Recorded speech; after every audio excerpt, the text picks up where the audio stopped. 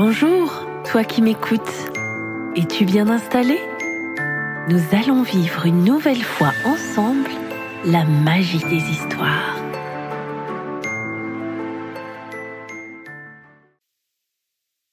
Pimpon, écrit par Pierre Bertrand, illustré par Susanna Rumis et publié par les éditions Utopiques. En cette belle soirée de printemps, la grande forêt semble endormie. Pourtant, tout en haut du vieux chêne, dans le nid douillet de Monsieur et Madame Jolie-Trille, règne une certaine excitation. « Je crois que c'est pour demain », chuchote la future maman en regardant son œuf tendrement. « Je l'entends déjà taper sur sa coquille. »« Oh, comme je suis fière !» renchérit son mari. « Je suis sûre que notre enfant aura le chant le plus beau, le plus éclatant, le plus merveilleux de tous les oiseaux de la forêt. » C'est que chez les Jolie-Trille, chanter est une affaire de famille. D'ailleurs, Monsieur Jolie-Trille est un professeur très réputé. Le lendemain matin, aux premières lueurs de l'aube, la coquille se fendit enfin. Tout étonné d'être sorti de son œuf, le nouveau venu regarde ses parents avec admiration. « Oh, mon chéri, nous avons un fils !»« Comme il est mignon !» s'émerveille son mari. « Oh, gousi, gousi, gousi ! Alors, qu'est-ce qu'on chante pour son papa chéri ?» répond aussitôt le petit oiseau. Grand branle-bas dans la forêt. On accourt de tous côtés. Réunis autour du nid, Trinduc le grand-duc, Trop petit et Pépitro les moineaux, Lamsidécaire le pivert, Bécasson le pinson, Bic Balèze l'aigle, Gondole la cigogne et Fofolle rossignol en sont tout renversés. Que se passe-t-il? Une alerte atomique? J'ai entendu un hurlement. C'était vraiment terrible. Un monstre! Il y a un monstre dans la forêt! Taisez-vous, leur répond maman Jolie-Trille quelque peu agacée. C'est mon petit. Il pousse son premier cri. Et quel prénom va-t-on lui donner? S'inquiète papa Jolie-Trille. À mon avis, répond malicieusement son épouse, c'est tout trouvé. Nous l'appellerons Pimpon. Quelques semaines plus tard, Pimpon a déjà beaucoup grandi. Et papa Jolie-Trille tente désespérément de lui donner ses premiers cours de chant. Do, ré, mi, fa, sol, la, si, do. Les Jolie-Trille sont les plus beaux. Répond aussitôt le petit oiseau. Quelle catastrophe! Se désole son papa. Il ne sera jamais prêt pour le grand concours de chant des oiseaux de la forêt. Laisse-le tranquille avec ça, s'agace son épouse. Il n'est peut-être pas doué pour chanter, tout simplement.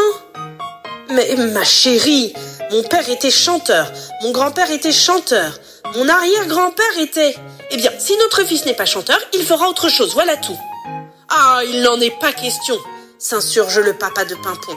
Chez nous, le chant est une tradition, un talent familial, et fouet de Jolie-Trille, mon fils chantera, que ça lui plaise ou pas. Pimpon se sent très gêné. Il n'aime pas quand papa et maman se disputent, surtout quand c'est à cause de lui. Le jour du grand concours de chant est arrivé. Tous les oiseaux se sont rassemblés dans la clairière de la forêt. Pimpon, très impressionné par tout ce monde, se cache derrière son papa. « Et maintenant, annonce Lamsidécaire le pivert, nous appelons sur scène, sur scène, le jeune Pimpon Jolie-Trille. »« Vas-y, fiston, l'encourage son papa, donne tout ce que tu as. » Quand il arrive devant son public, Pimpon ne sait pas quoi dire. Tout ce monde qui le regarde. Mais son papa est là, juste au premier rang. Oui, c'est ça, il doit faire plaisir à son papa. « Alors ?» s'impatiente le pivert. « Tu nous chantes quoi, mon petit ?» Pimpon ferme les yeux, prend une longue inspiration et lance un glorieux « Quelle tempête! Même Fofolle Rossignol en a perdu son chapeau. On s'ébroue, on se secoue, on se relève. Mais une fois l'effet de surprise passé, des voix s'élèvent dans l'assemblée. « Hé, Pimpon, lui lance Pépitro est trop petit. T'as avalé une sirène de pompier ?»« C'est sûr, ajoute Gondole la cigogne. Il a même dû avaler le camion tout entier. » Et tout le monde d'éclater de rire. Mais Pimpon ne trouve pas ça drôle du tout. Monsieur Joli-Trille non plus. Furieux, le voilà déjà qui file vers sa maison. « Papa! Papa !»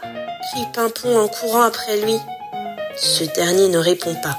Jamais il n'a subi une telle humiliation. Jamais on ne s'était moqué du chant d'un Joli-Trille. Il espérait un fils talentueux et il se retrouve avec un klaxon de vieille voiture. De son côté, Pimpon se sent tout triste. Il voit bien que son papa est très déçu. Il voudrait lui dire quelque chose, mais à quoi bon? Tout à coup, une ombre rousse glisse derrière un buisson. « Papa! Attention !» crie Pimpon. Trop tard. Tout absorbé par ses sombres pensées, Monsieur Joli-Trille n'a pas vu venir le danger.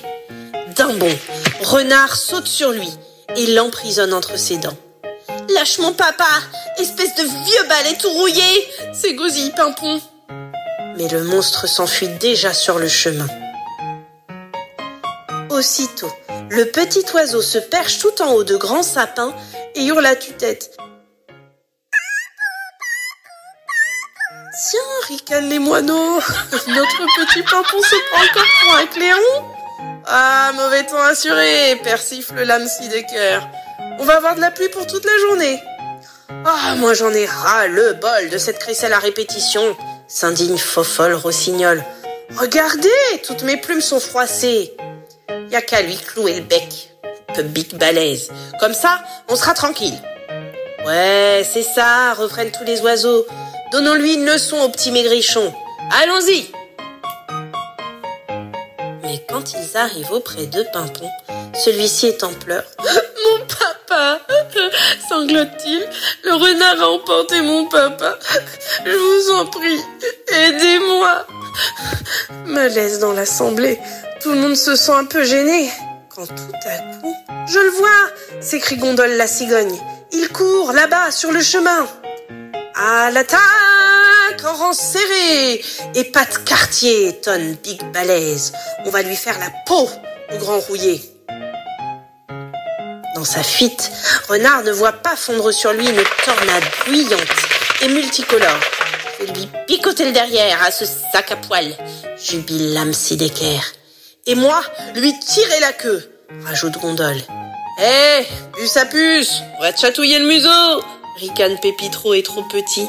« Moi, je vais lui ratiboiser le menton !» persifle Bécasson. Oh, quelle bataille, mes amis! Le renard est complètement débordé. En voulant mordre ses assaillants, il lâche le papa de Pimpon qui roule dans le fossé. Dans un nuage de poussière, le renard détale dans la forêt. « Hurrah !» crient tous les oiseaux.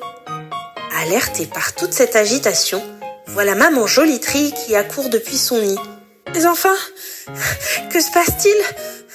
Où est mon petit et mon mari ?» pépit-elle en reprenant son souffle.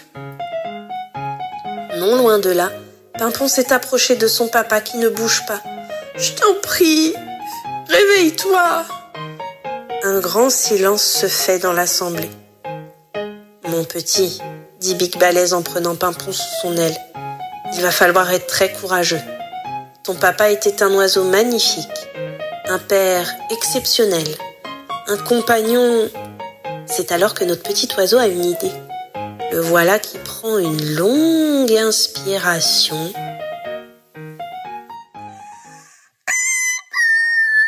Crie-t-il de toutes ses forces. Papa Joli-Trille se réveille dans un sursaut. Qu'est-ce que c'est? Une attaque? Un cyclone? Tout le monde dans les nids! Les femmes et les enfants d'abord! Clame-t-il en gesticulant dans tous les sens. Mais non, papa! C'est moi! C'est Pimpon! Le renard a failli te dévorer tout cru! Nom d'une plume de corbeau! C'est vrai! Dit-il en reprenant ses esprits. Eh bien, fiston, je te dois une fière chandelle! Oh oui, ajoute sa compagne, si notre petit Pimpon n'avait pas prévenu tous nos amis, ça en serait fini de papa Joli Trilly.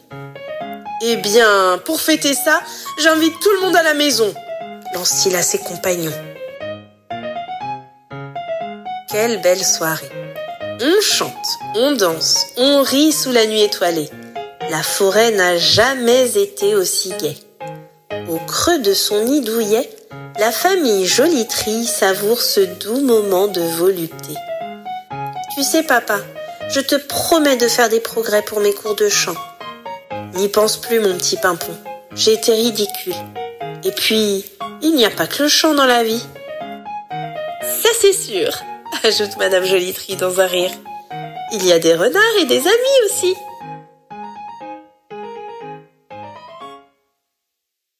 Si tu as aimé cette vidéo, mets un like et abonne-toi.